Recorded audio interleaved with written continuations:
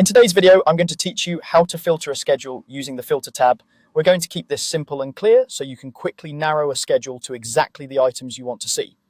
Start by opening the schedule from the project browser. The project browser is the panel that lists all the views and schedules in your project. Find the schedule you want to work with and open it so it's visible on your screen. This makes sure any changes you make are applied to the right schedule. Next, we need to access the schedule settings.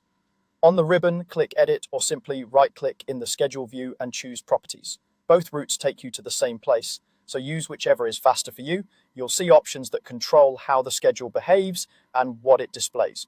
Now go to the Filter tab. This tab is dedicated to limiting the schedule's rows based on rules you define. Think of it as a simple way to say, show me only the items that meet these criteria. Choose the field or column you want to filter by.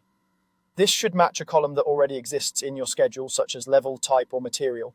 Pick the field that best represents what you're trying to isolate. For instance, if you want to focus on a specific building level, select level. If you're tracking materials, choose material. Set the condition that defines how the filter will evaluate the data.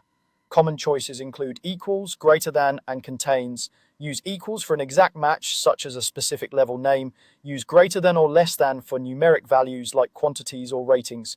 Choose contains for partial text matches, which is handy when naming can vary slightly across elements. Enter the value you want to filter by. Examples might be level is 2 or fire rating at 60 minutes. Be consistent with the formatting used in your project to avoid mismatches. For numeric fields, enter numbers as they're recorded in the schedule. For text, match capitalization and spelling when using equals. Contains is more forgiving if you're not sure of the exact text. When you're satisfied, click OK. The schedule updates immediately to show only the items that match your filter. Take a moment to review the results and confirm they reflect the criteria you set. If you need to refine it later, you can return to the same Filter tab and adjust the field, condition, or value until the schedule shows exactly what you need.